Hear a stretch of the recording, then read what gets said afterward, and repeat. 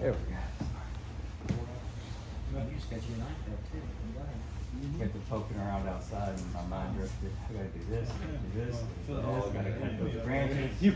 I have to do change cover in there. I wonder what happened there. Yep. Okay. All right. Questions so far? We're kind of on the home stretch. About 2.5 hours. Okay. And parts today. All right. So you know what's really, really crazy is how much we've been talking about since after lunch, and we're only about 5 to 10 minutes into the call, right? So it's really crazy when you think about it, right? We went up, we did our intro, did our open-ended question, we went in, we got our 7 to 10 discovery answers, and we said, okay, great, here's what's gonna happen, right? So we're really early into this hour and a half, 2 hour kind of deal, right?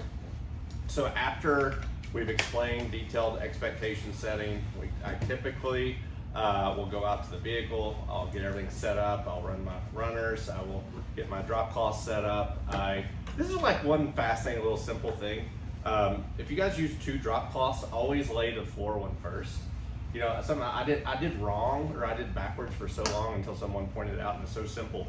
Because if you lay the one on the ground first, and then you lay the one over the hearth extension on top of that, there's no way for any type of creosote to get under it. Whereas if you lay the hearth one and then the ground one, it can come up under it. You know, just a little stupid, simple thing I figured out.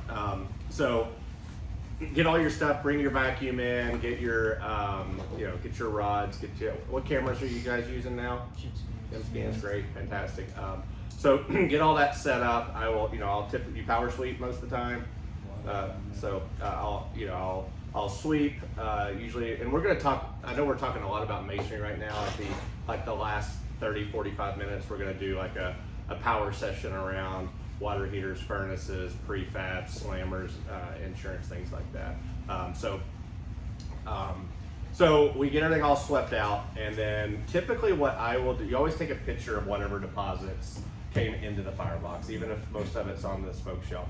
Take a picture of what came out. I will sweep everything up in the firebox, but I always like to push a little bit of creosote to the corner of the fireplace, right? Physical creosote, because and this may be fascinating for Kevin, who is newer to the industry, but how much can you tell about a person's fireplace, its functioning, the type of wood they use, all those kind of things by the creosote? So, Like, for example, like what could you tell? if they've had a chimney fire or not, what kind of wood they're burning, how they're burning it. Yeah.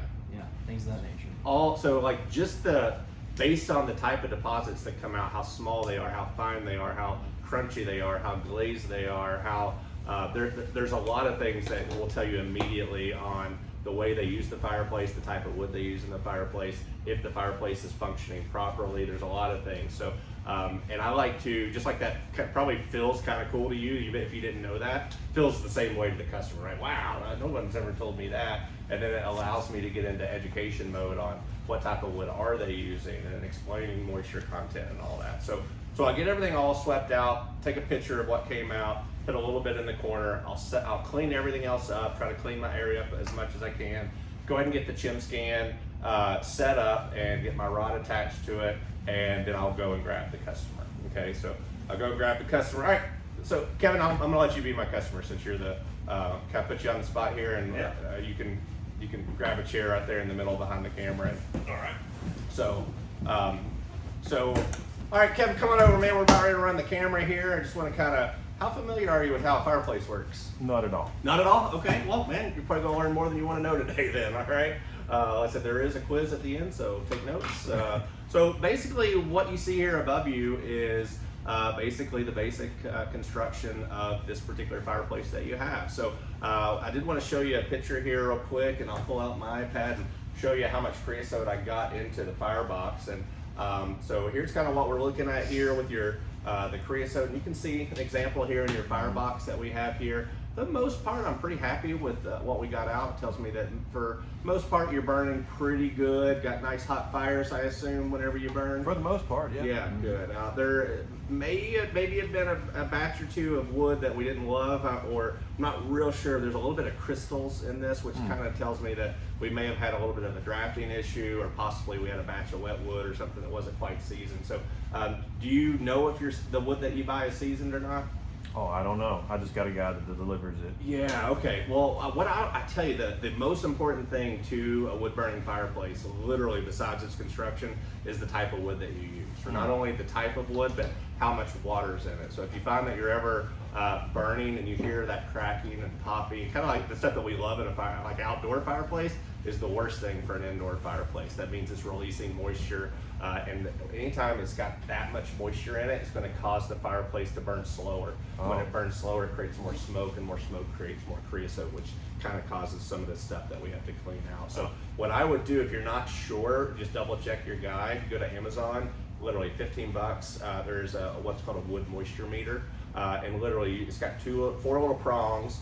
You just take them and you just put them into the edge of the wood, and it'll read the moisture content of the wood. And if it's anything over 20%, then just hold off on using that wood for a little bit. Ideally, 15 to 20 is what we want to see. If it's below 10%, you can still use it. It's just going to burn really fast, and you have to put more wood in there. So, but what we're going to do is just kind of take a look at your fireplace here together. Let's got everything all swept out for you. So I'm just going to kind of walk you through what this process looks like. The first thing that you see right here, this is right in front of you. This is your firebox, the part that and for you guys, what I want you to hear is what I'm getting ready to do is number one of the big three, right? So everything that I'm going to do right now is number one of the big three. So basically, this is the firebox, right? This is where we have our grate, where we put our wood. The main thing that we're looking for here, because this is the place where we want to contain heat, is that you have the right type of brick in here. I want to make sure that we have a fire brick, which you do. I want to make sure that all the mortar joints that are in between those fire bricks are in good shape, which it looks like they are. Right above here, we have something called a lintel, and here on the 2 sides we have what's called profile seams. And if you look, I'll put my camera right here, you can look right in here where that mortar is, it started to fall out a little bit. So, see that. So basically that just allows smoke to get in between the fireplace and the wall, and when that smoke gets in there, it becomes creosote. So I don't want a little spark or something getting up in there. So before we use it, and I'll probably have some on my truck now, I can take care of it for you before I leave. I just want to make sure that we seal that up. But other than that, everything in the firebox looks really good. Now once we get past this, we kind of get into the unknown. You do have the damper that we want to make sure this open, appears to be working fine. We want to close that when we're not using it, so we're not heating and cooling the outdoors. And then we kind of get into this basically upside down funnel. That's basically called the smoke chamber. And it's, like I said earlier, I went through this spill with you guys. It's really designed to take all the smoke, heat, byproducts of combustion and funnel it into this flue system here. So what I'm looking for is this nice smooth, even if you already know it's unparched, right? What I want to see is this nice smooth transition so that all that smoke, heat, and carbon dioxide gets right into our flue. And your flue, classic 70s construction, it's got basically 2-foot sections of clay tile called terracotta. Kind of like flower pots, you know, if you've ever had a flower pot outside, really good against containing heat. And so the main thing I'm looking for here is all those tiles are in place. And then in between every one of those 2-foot sections, there's going to be a mortar joint. And that, just like you would have right here in your fire brick, I'm just going to make sure all that mortar's in place so that all the byproducts are getting out the way that we want them to. Any questions? No. Cool. Well, let's take a look together, right? And so this is what we call Chimney 101. So when you see on your checklist, you know, went through Chimney 101. This is using this diagram before you put the camera into the system to explain what you want to see, right? Number one, this is what this thing is, this is what this thing does, right? Very, very important, what I want to see. Because when you tell them what you want to see and we immediately put the camera in there and we don't see that, there's a visceral reaction. It's not what we wanted to see, right? Yeah. So like you saw downstairs on that example, the one side was tards, the other side had those raw bricks. So, and some of this is timing, guys. You're gonna see this. This is the power of the ride along whenever you start to, you know, if we ever get out in the field together, is you kind of, the timing of this is everything. So you can't just put the camera right up and then start talking about the smoke chamber, right? Let it marinate. right? Put the camera up that you've got a, just so you know, ChimScan's got a big computer screen and you're watching it live with, you know, as with the technician as we're putting the camera up. And so I get in and I see the raw brick. I see a missing mortar joint. I see a core hole. I see glazed creosote. Let that camera work. Take a couple pictures, right? Go ahead, before you ever say anything, go ahead and take a picture, because when the customer's sitting right there and they see you take a picture, what goes through your brain? He's gonna talk about that. Yeah, like what's he taking a picture problem. of? Yeah. What the? What? Oh, Yeah. that's not smooth transition. I know smooth, and that's not smooth. Yeah. Right. so okay. Well, Kevin, I'm sorry, man. I know you just told me. When did you say the house was built? 92. 92. Okay, this is actually, you know, a little surprising for 92 construction. You know, surprising you even have a masonry fireplace, to be honest with you. We'll say it's 72. Yeah. 64. So yeah, back in the 70s, man, this is just the way they built it. Look at this right here. Think of it like an upside down staircase, right? It's just doing this, and it's on both sides. And basically, every time that you're having a fire, that smoke is going up and it's hitting these bricks. And instead of going smoothly into here, it's causing it to twirl, okay? And when that twirls, that smoke just hangs out in there, and your fire's going, and it just literally bakes that smoke and creosote onto the side of the wall. Now, the two problems here is, like, you notice that this mortar joint right here is completely washed itself out. I mean, and so this smoke is now going behind your walls to places that I can't see or access, right? So can't sweep it, don't know what's back there, but I know that anytime smoke gets to places that I can't sweep, that smoke's gonna cool, and that smoke becomes creosote, and creosote's carbon. First grade chemistry, we learned carbon combustible, right? Yeah. So if we have a little spark or something get in behind that, you know, we could have an ignition outside of the system. So definitely gonna recommend you don't use the fireplace at this point, right? But this is definitely a fixable situation. Hopefully this is the only thing that we see.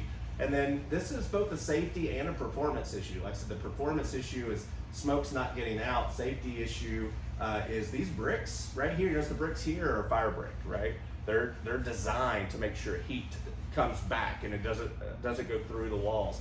These bricks are like big sponges, man. They're just literally heat transfers through those. You can go look up pyrolization. But basically, every time heat transfers to whatever's in this wall, the ignition temperature down here can get lower and lower. And eventually, you don't even have to have flame or heat, or you don't have to have flame or spark. It can actually have an ignition just from heat transfer. We see it all the time. So definitely, you know, this is something that we want to hold off on using before we kind of get going, okay? But let's keep going. Let's see what the flue looks like and all that stuff. So this is number 2 and number 3 of the big 3, right? What I just did, whether you caught it or not, this is what happens. This is the way it was built, right? This is what happens if we don't address it, right? We're going to continue to have, you know, smoke into areas, potential, you know, ignition points. I try to stay away from the word fire if I can. I don't want it to come across as fear. But letting them know what happens if we don't address it. Being very, very clear, this is a system that you don't want to use at this point. If you've done this right, and 9 out of 10 times, what is your customer going to do? Something, right? Well, what do we do? Well, you know, can you guys do this? Can you, all those buying questions you were talking about, right? Well, how much does that cost? Explicit, can propose, right? We're excited, right? We got it, right? If You they're don't like, act excited. huh? You don't act Oh, excited. hell no. Yeah, you're not. Yeah, to be clear, you're not going, explicit. Factory laugh. Yeah, it's Cha-ching. yeah, but the little smile on your head should be okay. We can propose now, right? You know, we're at the point where they care. They at least want to know what it's like. But if you go through this entire thing and you, like Kevin just did, and he's like stone faced me the whole time, it's like, like, you know, like it's like, well, whatever. Like I got to get more, else, you know, like he's got 0. Do you have any? Then I would prompt. I'm like, but does this make sense? Like, any questions about this part of it before I go into the flue? I'm probing to see. You're finding the so what. So what? That's Yeah. exactly right. That's the perfect way to word it. And so then we get into the flue, right? And then let's use a real picture. I'm sure I have one from just. I'll have to scroll far in your phone, right? Oh, that is a terrible one. Number 2 area where most shimmy fires at, right here. Number one is unrepaired space in the back of the fire. Oh, that's for sure. For structure fires. Yeah. That's the so what. Yeah, absolutely. So I'm gonna send 2 pictures over. And the ones that- Like the airspace. Show me where it is. Number one source of chimney fires is smoke chamber. Is the smoke chamber. That's what I heard Yeah. before. Yeah. Okay. Yeah. The problem is they don't document the sources very often. So like even Okay. if you go back and look at fire investigations, it doesn't necessarily show the ignition point, but almost every time it's in the It's the in the smoke smoke chamber chamber. area because that's where the most glaze is. Right. And then from there it shoots up to, you know, whatever's in the That makes fluid. sense. Yeah, I've been told 2 different things. So. All right, so Kevin, we're going to basically run the camera on up into the flue here. So if we're as we get into here, I'm just going to pull up. This is the camera. We're live here. So basically, what we're looking at, Kevin, this is a bottom flue tile. This is a top flue tile. This is that mortar joint that we kind of want to see there, and I can see little pieces of the. Can you see this mouse? Yeah. So I can see little pieces of mortar, but most of this mortar is completely gone, right? Oh, I can wow. actually see the raw brick in your chimney behind that. So again, safety and performance, right? The performance issue, you'd mentioned you were getting a few smells, or maybe it wasn't drafting quite as well.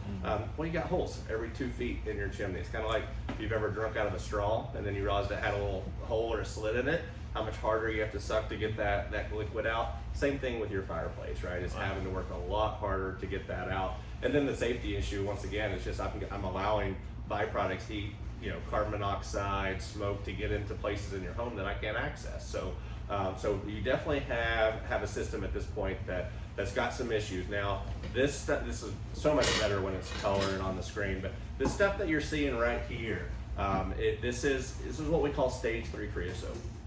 So stage 3 creosote is basically the most combustible type of creosote. It's when there's literally a chemical baking of the smoke to the side walls of the terracotta, and I could sweep this thing for days and I'm never going to be able to remove that from your system. It actually takes a chemical catalyst to break that bond before we can get rid of this. So depending on what we decide we want to do with this system, we've got a situation. You definitely don't want to use the system for multiple reasons, but let's keep going in the scan and kind of see what else we've got going on, because if it's just the glaze and just the joints, we have certain ways we can go. If we find different things, then we may need to go a different direction, right? So we kind of keep going, and then I'm gonna find that second picture. We're still scanning in there. It's like, oh, okay, Kevin. So here's kind of another mortar joint right here, and I don't know if you can see this, Kevin, but basically what this is evidence. It's a vertical crack, which tells me that at some point you've most likely had a chimney fire. Okay. Oh, wow. Most people don't realize. Do you know if you've ever had one, or? No, I don't know if I have. Yeah, most people don't. Statistics say about 95% of people don't even realize they happen. They're usually, I think the movies kind of overplay them, all these flames shooting out your roof and stuff. But these are usually more what we call a sudden occurrence. That all that glaze, all of a sudden, spark hits it and it ignites really quick. The fuel goes out, and then these tiles will actually hold about 2,200 degrees of heat. But when you have that ignition so fast, it just breaks the tile. And so even though that crack looks really small there, when you use the fireplace and it expands, that crack gets really big. So good news, bad news, depending on how you want to look at it. Definitely a system that you shouldn't use, but because we have this evidence here, depending on how you feel about insurance and how you feel about your deductible, this should be a system we can get completely renovated for you under your insurance. Fantastic. Yeah, so I'm going to stop there for a second. Questions about anything that what we've talked about to this point? Right, so I'm gonna go back and then do the situation assuming we don't have insurance, pretending with just the missing mortar, and we have a regular cell. But any questions so far? No, that's like the coup de grace. Yeah, if you find that's like the easy money, right? You've got the crack, you've got the flammable substance, and you've got the burn patch. That's right. Yep. Yeah, all this. Yeah, I didn't even point You've out got the all three. scorching down here. Yeah, you got. Yeah. And that's what insurance looks for, I guess, is danger to the home. Yeah, they looked at, was there a loss caused by a sudden occurrence, right? Oh. So if it was just the mortar joints missing, they would say that was due to time use, water, things like that. But tiles don't crack vertically unless there was a sudden occurrence. So they don't care if it was a fire, if it was a thermal shock, if a tree hit it, if it was an earthquake, a tornado. As long as it happened in one moment versus over time, they'll cover it. So So, you could argue the missing mortar joints because they don't require an inspection prior to insuring it. that's true. I mean, it's a harder, it's an Yeah, uphill I've battle. never been successful with that, but I Yeah. mean, you could argue it. So, question: we feel good about how we're involving the customer here. We're bringing them along. We're getting buying questions. So let's go back to this other one. All right. So Kevin, you know, pretend insurance and all that's gone. We didn't find the vertical crack. We just found this, but. So pretty much, Kevin, we've got a system really that shouldn't be used, right? You know, again, I'm not the chimney police here. I'm just here to kind of give you the information that you have, and I'll 100% tell you if this was my home, this is definitely not a great situation. So with that being said, no matter what we do here, is not going to be a small project. Okay, there's some work that has to be done if you want to use this system again. But if there's a shining light here, if you're going to put money into this system, this is the time to make it exactly the way that you want to make it, right? I mean, any repair I do is going to be very similar in cost, right? So we were talking earlier about it'd be cool to get a little more heat out of it, or maybe you were thinking about switching to gas, or you know, you're getting over the wood. This would be the time to make kind of those decisions. So if money didn't exist, right, and everything was free, and you could take this thing back to exactly what you want it to be, what would that look like? I think I'd want to move to gas. Move to gas. Okay, where are you looking more for ambiance gas, just to sit down, kind of enjoy an open fire, have a glass of wine, flame, or are you looking something that might actually produce some heat as well? I'd like to have some heat too, yeah. Okay. But I want ease of use. Okay, perfect. Well, let me kind of pull out here and just show you a couple of pictures real quick, just to kind of get your take here. So, welcome back. How'd your crown go? Wonderful. It stayed up there. Who's it for, Gaggle? Superior. Oh, okay. So, like, y'all can yell at me and boo-boo. Regency is the quickest thing that I pulled up.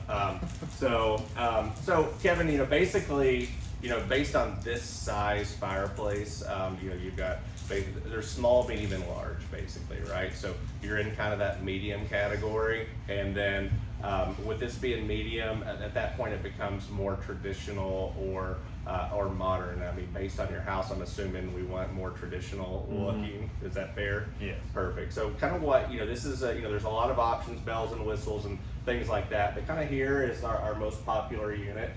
Will fit right in there. It's got the open flame. This thing will put off about 45,000 BTUs in heat, which means that it'll heat this entire living room area and even work its way up to your other areas. From an ease of use, it doesn't get any easier. You can just flip a wall switch and turn it on, or I can even set it to a remote where you just hit a button. This also has a variable flame, so you can make the flame higher or lower depending on if you want more heat. It does come with the ember pattern, so it looks more like the realistic fire. And this particular one does have a blower, so we can you know, actually circulate that heat out into the room. So again, we're still in the point where if money doesn't exist, is this something that you could see in this particular fireplace? Yeah, I like that look. Okay, perfect. Now we got different trims and all those kind of things we can get to when we get to the details. But now before I get to showing you this, I don't want to crush your hopes and dreams here, but most of this damage happened because of water, right? Most of this is basically, I always think of these mortar joints here like a real fast version of the Grand Canyon, man. If you think of all the water running down the sides when it rains, it washes out those mortar joints. So before I even think about putting a big metal box into your fireplace, let me hop up on the roof, make sure there's no active points of water intrusion, make sure there's nothing currently getting in, because if there is, we would want to address that first, right, before we get to that, so we don't prematurely, you know, rust out one of these units. Absolutely. So let me hop up on the roof real quick. Let me see what's going on. You kind of process this. I know I've put you into a lot of information, but any questions at this particular point? I just hope you don't find anything else. Oh yeah, me too, man. Let's see what we got. All right, so let's stop for just a second. So how's this feel to you guys? It feels good. Like, doesn't feel too pushy. You're just trying to get them involved. Nothing seems unreasonable. So, how close is this to what you guys do now? This part's similar to what I do now. Good, This good, is the first time I felt Good. like I'm doing something right. good, good. So this is the part where we put them in a buy-in position, right? This is where we don't. It's not what a lot of people will do here is immediately go, all right, well you got some missing mortar, your smoke chamber's not cars, but the excuse me, the good news is, we have this product called Heat Shield, and you start going into how to do a heat shield and how to fix it and all this kind of stuff. Stop for a minute and let the customer tell you what they want, right? There's a couple ways that we can go about fixing this thing. If you're going to fix, because I assume this is fairly true with your company. By the time I do a heat shield and a part, it's probably very similar to installing a fence, right? 100%. There's about 4 ways we can fix it. Yeah. Romance of the fire gas logs, Yep. direct vent insert, wood burning insert if you're worried about heat. If you see camouflage anywhere, when the grid goes down, what you want to do is have it. Oh yeah. You use the words "grid goes down" when you see camouflage. That's right. Or just like a big open fire because it reminds you of your grandmother's house when you were a kid. You just want to have that big. So how did you envision using it? Exactly. The exact same thing. And then Perfect. Because I spent 2 days, had the Regency rep out there. He's like, well, we want gas. Yeah. No, we didn't know that. Yeah. And so that. Yeah. You're So going through and letting the customer tell you what they want. I love to say, look, pretend money didn't exist, right? Because it's true. Like it's and they'll say, well, it's going to depend on the price. I'll be honest with you, man. No matter what we do here, it's going to be very close. It's going to be within probably 10%. So, if we're talking about using this